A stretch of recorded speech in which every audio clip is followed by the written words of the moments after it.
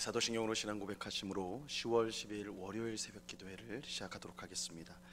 전능하사 천지를 만드신 하나님 아버지를 내가 믿사오며 그 외아들 우리 주 예수 그리스도를 믿사오니 이는 성령으로 잉태하사 동정녀 마리아에게 나시고 본디오 빌라도에게 고난을 받으사 십자가에 못 박혀 죽으시고 장사한 지 사흘 만에 죽은 자 가운데서 다시 살아나시며 하늘에 오르사 전능하신 하나님 우편에 앉아 계시다가 저리로서 산 자와 죽은 자를 심판하러 오시리라.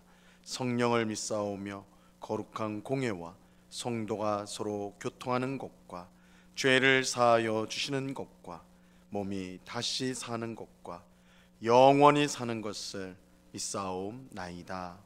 아멘.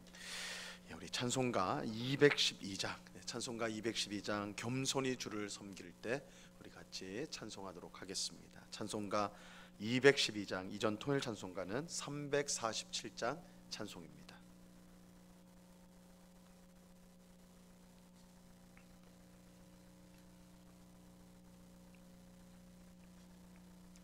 찬송가 212장을 같이 찬송하도록 하겠습니다. 겸손히 주를 섬길 때 괴로운 일이 많으나 구주여 내게 임주사 잘 감당하게 하소서. 인자말을 가지고 사람을 감화시키며 갈 길을 잃은 무리를 잘 인도하게 하소서. 구주의 귀한 인내를 깨달아 알게 하시고 굳건한 믿음 주셔서 늘 승리하게 하소서.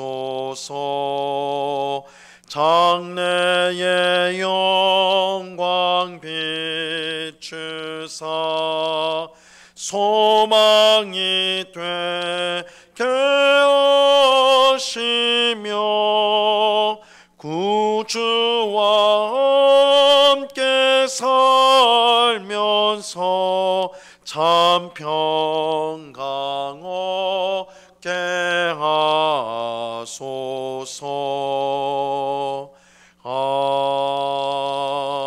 아멘. 기도하겠습니다.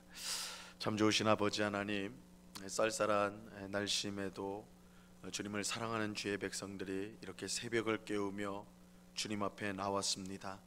저희들을 불쌍히 여겨 주옵시고 저희들의 지치고 상한 마음에 새 힘을 주옵시며 우리의 소망이 오직 하나님임을 분명히 깨닫고 이 시간에 주님만 바라보며 우리의 모든 것을 겸손히 아뢰는 복된 기도의 시간이 될 수 있도록 은혜 베풀어 주시옵소서. 오늘도 주님과 동행하는 하루를 살기를 원합니다.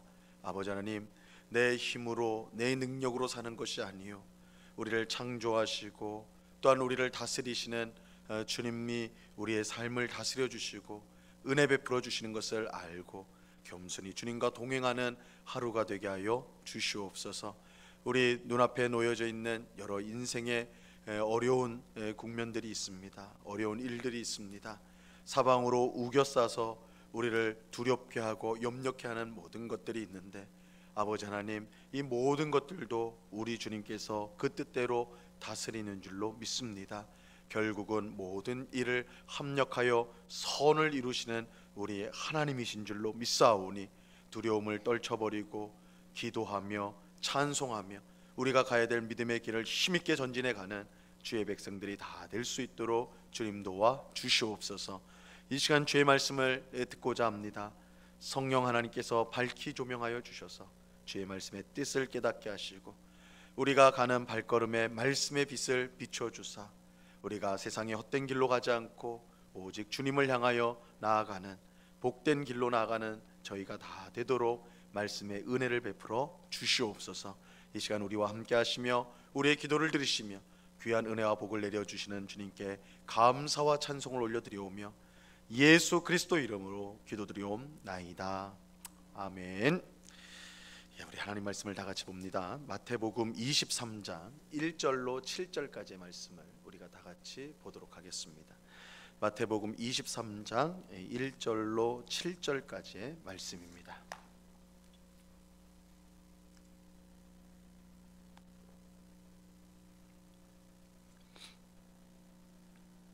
마태복음 23장 1절로 7절까지의 말씀을 우리가 천천히 하나님의 말씀을 다 같이 읽도록 하겠습니다. 같이 읽습니다. 시작.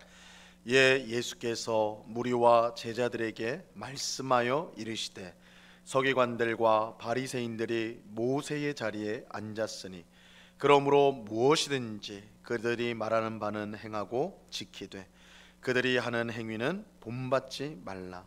그들은 말만 하고 행하지 아니하며 또 무거운 짐을 묶어 사람의 어깨에 지우되 자기는 이것을 한 손가락으로도 움직이려 하지 아니하며 그들의 모든 행위를 사람에게 보이고자 하나니 곧 그 경문띠를 넓게 하며 옷수를 길게 하고 잔치의 윗자리와 회당의 높은 자리와 시장에서 문안 받는 것과 사람에게 랍비라 칭함 받는 것을 좋아하느니라. 아멘. 우리가 지난 시간에 본 것처럼 예수님은 바리새인들에게 그리스도가 누구의 자손이냐, 그리스도가 누구의 자손이냐 이것을 물으셨어요. 바리새인들은 그리스도는 다윗의 자손이다, 다윗의 자손입니다 이렇게 대답을 했지요. 이 대답은 옳은 대답이에요. 하지만 완전한 대답은 아니었습니다. 예수님은 바리새인들에게 다시 물으셨죠. 그리스도가 다윗의 자손인데, 너희의 말처럼 그리스도는 다윗의 자손인데 왜 다윗은 시편 110편에서 그리스도를 나의 주님이라고 불렀느냐? 이 그리스도가 다윗의 자손인데 어찌하여 다윗은 자기 자손인 그리스도에게 나의 주님이라고 불렀느냐라는 것입니다. 이 질문에 바리새인들은 아무 말도 할 수 없었습니다. 그리스도가 다윗의 자손인 것은 분명한데 왜 다윗은 자신의 자손인 그리스도에게 나의 주님이라고 불렀겠는가? 그들은 생각해 보지 못하고 깨닫지 못했던 것이에요. 이것은 바리새인들이 성경을 항상 연구하여 잘 아는 것 같지만 실제로는 그 말씀의 깊은 뜻을 깨닫지 못했음을 보여주는 것입니다. 그들은 그리스도가 다윗의 자손이라는 것을 성경 연구를 통해 알았어요.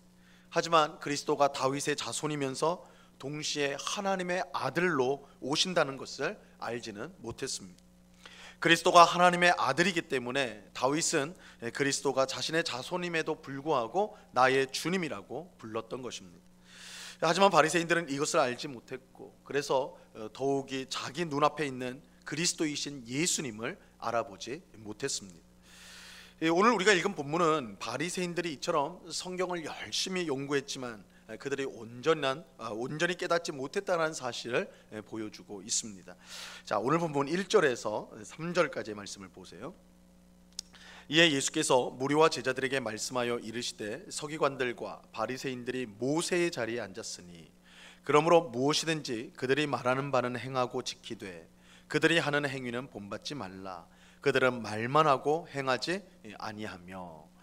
예수님은 서기관들과 바리새인들이 모세의 자리에 앉았다, 모세의 자리에 앉았다 이렇게 말합니다. 하나님은 모세를 통해 이스라엘 백성들에게 율법을 주셨습니다. 그러므로 이 바리새인들이 모세의 자리에 앉았다라는 것은 그들이 백성에게 율법을 전하는 일을 하였다, 율법 말씀을 전하는 일을 하였다라는 것을 뜻합니다. 그래서 예수님은 그들이 말하는 바는 행하고 지키라 이렇게 말씀하는 것이죠. 하나님께서 모세를 통해 이스라엘 백성에게 율법을 주셨을 때 이스라엘 백성이 그 율법에 순종해야 됐던 것처럼 지금은 이 바리새인들이 이 모세의 자리에 앉아서, 즉 모세처럼 율법을 백성들에게 전하니까 백성들은 우리는 그 말씀을 듣고 행해야 된다. 예수님 그렇게 말하는 거예요. 하지만 그들이 하는 행위, 바리새인들이 하는 행위는 본받지 말라 이렇게 말씀하세요. 그 이유는 그들은 말만 하고 행하지 않기 때문입니다. 이것은 바리새인들이 단순히 율법은 정확히 알지만 아는 만큼 실천하지 못한다, 그 정도의 뜻이 아닙니다. 우리가 본받지 말아야 될 이 바리새인들의 행위 속에는 말만 하고 행하지 않는 위선적인 그런 모습도 있지만 우리는 보통 이것만 이제 생각하기 쉬운데, 무엇보다 그들이 율법 자체를 잘못 이해하는 것도 포함되어 있습니다. 그래서 그들을 본받지 말라 할 때는 그들이 율법의 이해, 그들이 율법을 깨달은 거, 그거 본받으면 안 된다. 그들은 율법을 다 아는 것처럼 그렇게 생각하고 말하지만 그들은 제대로 깨달은 것이 아니다, 이렇게 하는 거예요. 바리새인들은 율법을 잘하는 것처럼 보였지만 실제로는 그 제대로 알지 못했습니다. 자, 4절 말씀을 보세요. 4절. 또 무거운 짐을 묶어 사람의 어깨에 지우되 자기는 이것을 한 손가락으로도 움직이려 하지 아니하며. 이 바리새인들은 무거운 짐을 묶어서 사람의 어깨 위에 지우는 일을 하였습니다. 이것은 바리새인들이 하나님이 주신 율법에 수많은 규칙을 붙였다는 사실을 통해서 알 수가 있습니다.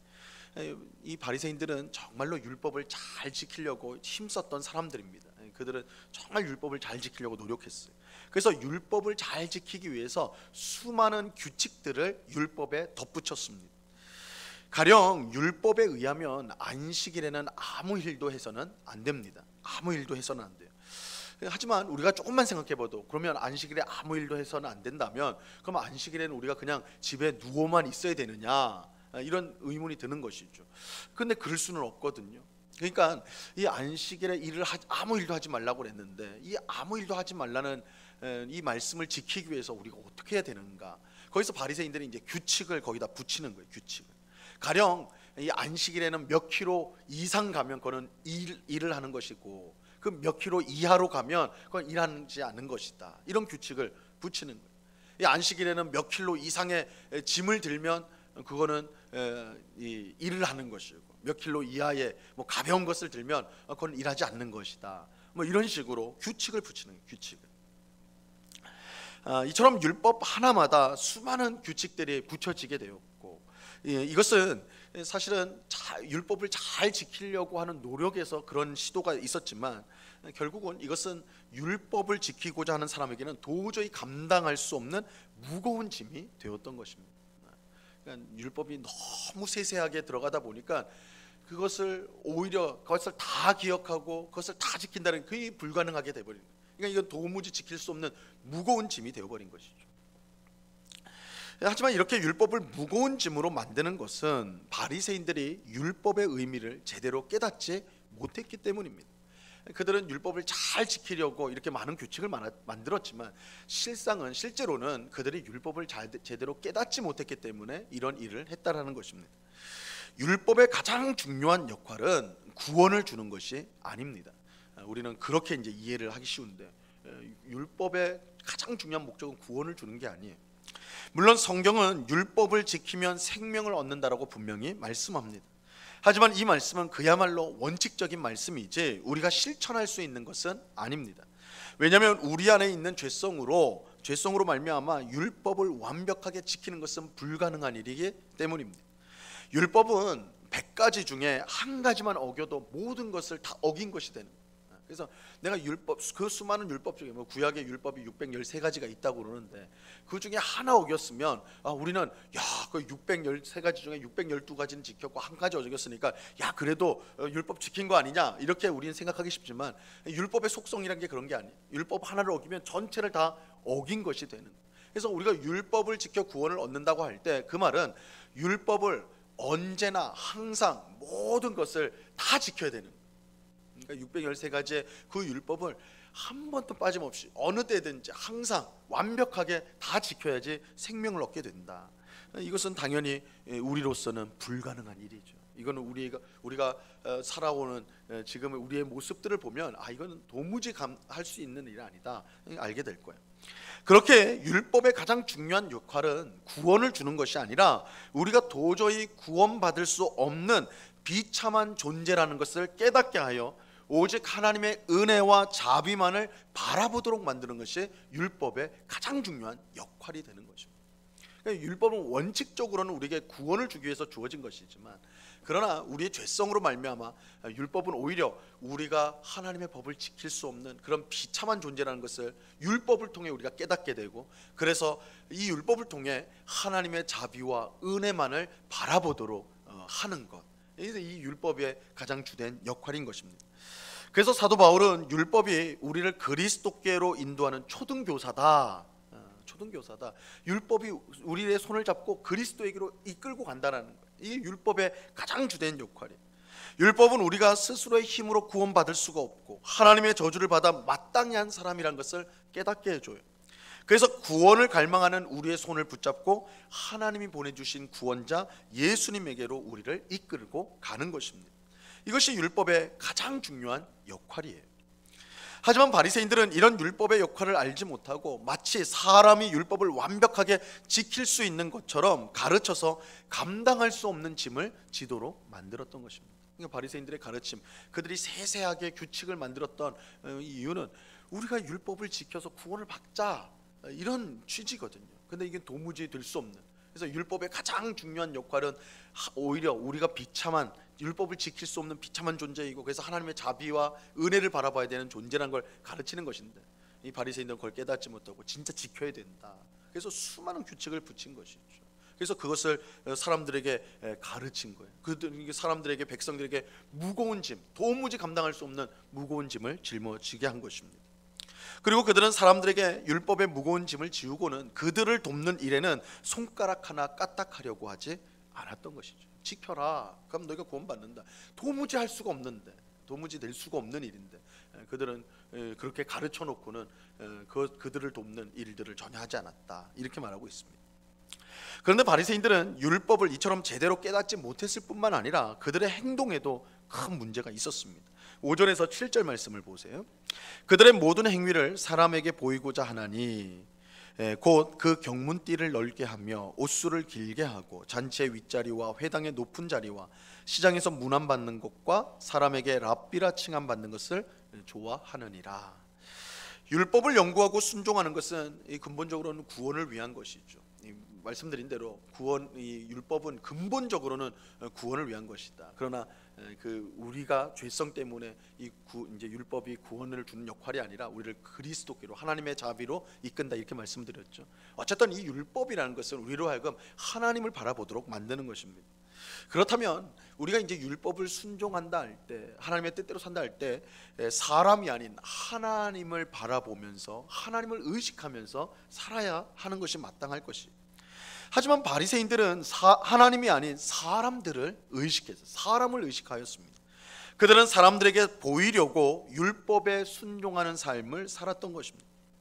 그들은 율법이 적힌 경문, 이 경문이라는 것은 조그만 상자를 말하는 거예요. 조그만 상자인데 그 상자 안에 율법 말씀이 적힌 종이를 그 안에 넣고 다녔습니다. 그래서 하나님께서 이스라엘 백성들에게 항상 하나님의 율법을 생각하고 묵상하고 그렇게 하라고 해서 율법을 지니기 위해서 이 경문을 이제 만들어서 붙이도록 했어요. 그래서 이마에 붙이든지 팔목에 매든지 이런 식으로 해가지고 이 경문을 하는데, 이 경문을 매는 띠를 이 바리새인들이 넓게 했다는 게, 넓게 했다. 그러면 무슨 말이겠습니까? 넓게 하면 사람들이 볼 때 딱 한눈에 들어오잖아요.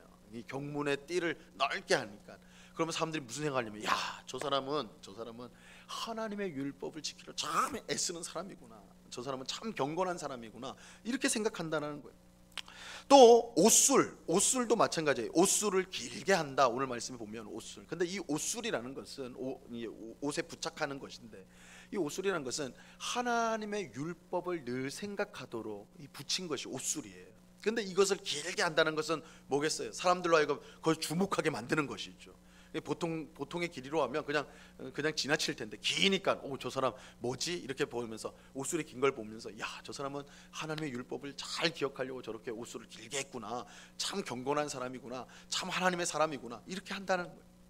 그런 인정을 받기 위해서 그렇게 만들었다라는 거예요. 그들은 또한 잔치 윗자리와 회당의 높은 자리, 시장에서 인사받는 것과 사람들에게 랍비는 선생님이란 뜻이에요. 선생님이라 칭함받기를 좋아하였습니다. 그들은 철저히 사람 중심적인 신앙생활을 하였어요. 이것은 그들이 하나님의 율법을 이용해 자기 이익을 취한 것으로서 그들이 율법을 제대로 알지 못했다는 것을 잘 보여주는 것입니다. 바리새인들은 열심히 율법을 연구하고 순종하려고 애썼지만 그 목적이 뭐였냐? 사람들에게 인정받기 위해서, 내가 얼마나 경건한 사람이고 거룩한 사람이고, 그래서 사람의 칭찬과 인정을 받기 위해서였다는 것입니다.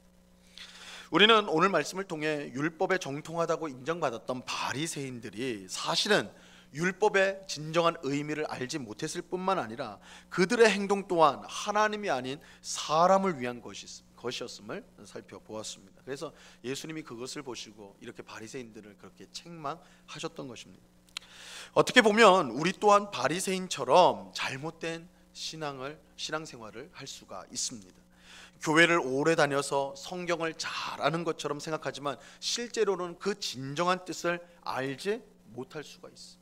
그저 표면적인, 겉으로만 드러난 의미를 알 뿐 그 속에 담겨진 깊은 뜻을 우리가 알지 못할 수가 있는 거예요.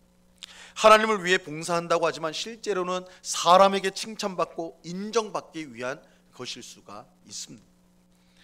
우리가 하나님 앞에서 겸손한 마음을 잃어버리고 스스로 잘한다고 생각할 때 바리새인들의 잘못을 따라할 수가 있는 것입니다. 그러므로 우리는 언제나 겸손하게 하나님 앞에 엎드려 하나님의 말씀과 뜻을 온전히 깨닫게 해달라고 우리는 기도해야 됩니다. 내가 마치 내가 오랫동안 성경도 많이 읽었고 성경을 배우기도 했으니까 내가 이제 성경을 잘 깨달은 사람이다, 이렇게 생각해서는 안 된다는 거예요. 항상 우리는 하나님 앞에 엎드려 겸손히 하나님의 말씀과 뜻을 알게 해달라고 기도해야 됩니다. 사람의 칭찬과 인정이 아닌 하나님의 칭찬과 인정을 바라보며 진실하게 봉사해야 돼요. 우리는 사람의 눈을 속일 수 있어도 하나님의 눈을 속일 수 없다는 사실을 잊지 말아야 됩니다. 우리는 언제나 하나님 앞에 서 있다는 의식을 가지고 진실하고 겸손하게 믿음생활, 신앙생활을 해야 하는 것입니다. 오늘 기도하는 우리 모두가 겸손히 하나님의 말씀을 늘 배우고 순종하기를 힘쓸 수 있기를 간절히 바랍니다. 사람이 아닌 하나님을 바라보며 하나님을 기쁘시게 하는 그런 삶을 살아가는 우리가 되어야 할 것입니다. 그래서 하나님께 잘했다, 충성된 종이라, 사람에게 받는 인정과 칭찬은 잠시이고 잠깐일 뿐이지만 우리 하나님으로부터 받는 칭찬은 영원한 것입니다. 그래서 우리가 하나님의 칭찬을 바라보며 우리가 힘써서 믿음 생활을 해야 될 것입니다. 이러한 은혜가 이 새벽에 기도하는 우리 모두에게 충만히 넘치기를 우리 주님의 이름으로 간절히 축원합니다. 기도하겠습니다. 하나님 아버지, 감사합니다. 주님께서 오늘 이 바리새인들, 사람들에게 칭찬을 받고 하나님의 백성으로 높임을 받았던 이 바리새인들을, 그들의 잘못을 책망하는 오늘 말씀을 함께 살펴보았습니다. 그들은 하나님의 말씀을 열심히 연구하였지만 사실은 그 말씀의 깊은 뜻은 제대로 깨닫지 못하였습니다.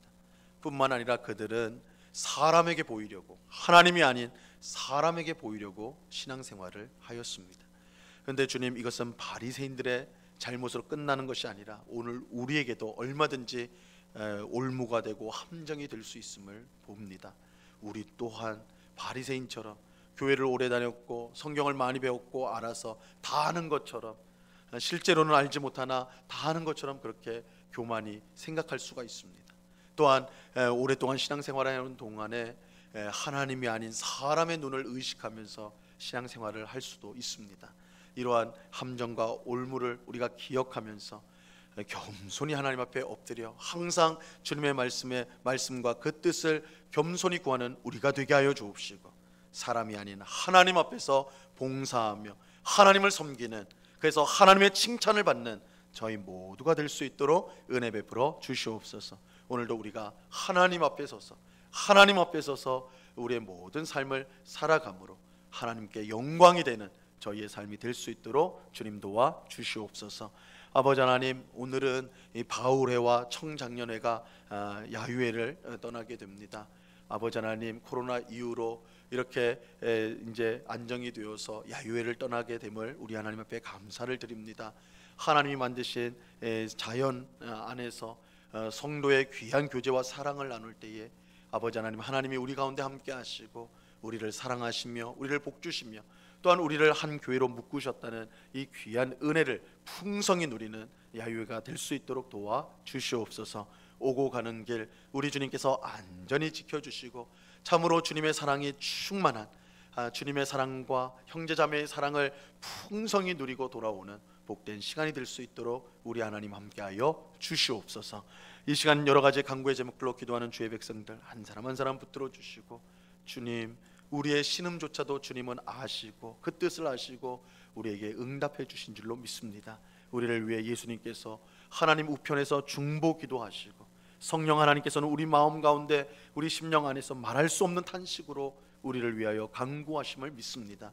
이것을 우리가 위로 삼고 격려로 삼아서 이 시간 힘써 주 앞에 간구하며 주의 응답을 사모하는 주의 백성들이 다 될 수 있도록 주장하여 주시옵소서. 언제나 우리와 함께 하신 주님께 감사와 찬송을 올려드리오며 예수 그리스도 이름으로 기도드리옵나이다. 아멘. 하늘에 계신 우리 아버지여, 이름이 거룩히 여김을 받으시오며 나라에 임하옵시며 뜻이 하늘에서 이룬 것 같이 땅에서도 이루어지이다. 오늘날 우리에게 일용할 양식을 주옵시고 우리가 우리에게 죄 지은 자를 사하여 준 것 같이 우리의 죄를 사하여 주옵시고 우리를 시험에 들게 하지 마옵시고 다만 악에서 구하옵소서. 대개 나라와 권세와 영광이 아버지께 영원히 있사옵나이다. 아멘.